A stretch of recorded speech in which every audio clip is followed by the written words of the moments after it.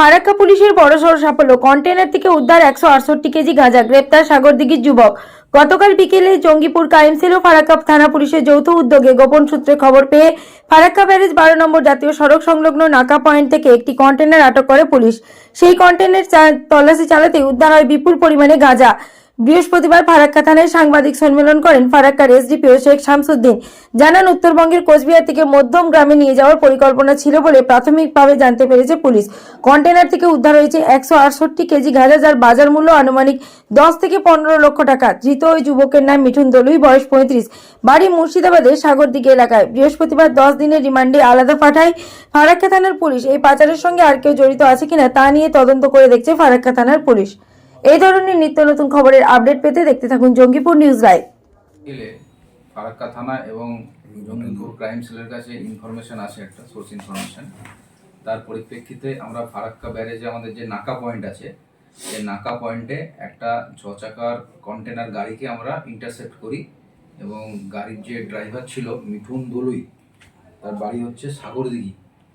তো তাকে ডিটেন করা হয় এবং সেই গাড়িটা তল্লাশি করার পরে আমরা টোটাল সেই গাড়ি থেকে 168 কেজি গাঁজা রিকভার করি এবং একে আজকে কোর্টে ফরওয়ার্ড করা হচ্ছে। তারপর অ্যারেস্ট করা হয়েছে এবং স্পেসিফিক কেস করা হয়েছে এবং যে অ্যারেস্টেড অ্যাকিউজড আছে মিঠুন দলুই, তাকে আজকে কোর্টে 10 দিনের পিসিপিআর সহ পাঠানো হবে। মোট কতগুলো বস্তা ছিল স্যার কন্টেনারের মধ্যে?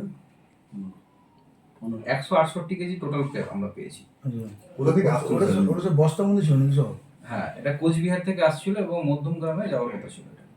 এই যে স্যার নাগা চেকিং পয়েন্ট, এর আগেও বহুবার গাঁজা রিকভারি করা হয়েছে, বেশ কিছুদিন আগে ফারাক্কা থানা করেছে, আজকেও করা হলো। এই গাঁজাগুলো যে বিক্রি হচ্ছে, বাজার মূল্য কত হয় যার জন্য এগুলো? এটা মোটামুটি আমাদের কাছে যে 168 কেজি আজকে আমরা রিকভার করেছি, সেটা আনুমানিক মূল্য 10 থেকে 15 লাখ টাকা। তো এই পেছনে কি আরো কেউ জড়িত আছে মাস্টার? সেটা ইনভেস্টিগেশন করে আমরা দেখছি। ওই গাড়িটা কি মানে কোচবিহার থেকে ফারাক্কার দিকে আসছিল সে সময়? হ্যাঁ, কোচবিহার থেকে যাচ্ছিল, মানে বহরমপুর দিকে যাচ্ছিল। এটা আমরা সেটা ফারাক্কা ব্যারেজ যে নাকা পয়েন্ট আছে সেখানে গাড়িটা ইন্টারসেপ্ট করি।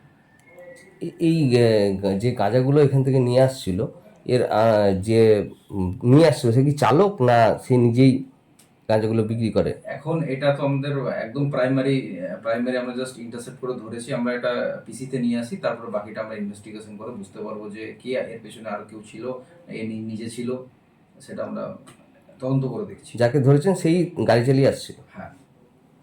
কদিনে পিছিয়ে নিচ্ছে? 10 দিন।